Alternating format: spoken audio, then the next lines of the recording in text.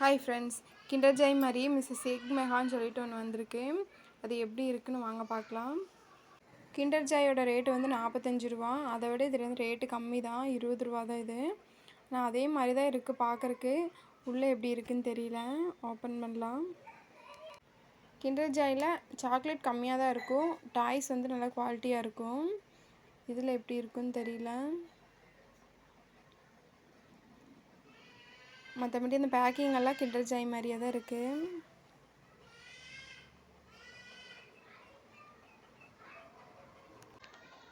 Kinder Joy மாதிரியே தான், ஒன்றில் சாக்லேட்டு ஒன்றில் டாய்ஸ் இருக்குது. சாக்லேட் வந்து அந்த கிண்டர் ஜாயோட டேஸ்ட்டு வரல, அதோட கம்மியாக தான் இருந்துச்சு. டாய்ஸுமே அந்தளவு குவாலிட்டி இல்லை. டாய்ஸ் ரொம்ப மோசமான இல்லை, ஓகே தான். ஆனால் சாக்லேட் நல்லா இல்லை. கிண்டர் ஜாயில் வந்து அந்த சாக்லேட் க்ரீம் கொஞ்சம் அதிகமாக கொடுத்து அந்த பால்ஸ் வந்து உள்ளே நல்லா மிக்ஸ் ஆகிருக்கிற மாதிரி கொடுத்துருப்பாங்க. இதில் அந்தளவு க்ரீம் இல்லை, அதனால டேஸ்ட் இல்லை. குழந்தைகளுக்கே பிடிக்கல. தீக்ஷித்துமே ஒரு 2-3 நேரம் தான் சாப்பிட்டான், அப்புறம் அப்படியே வச்சுட்டான்.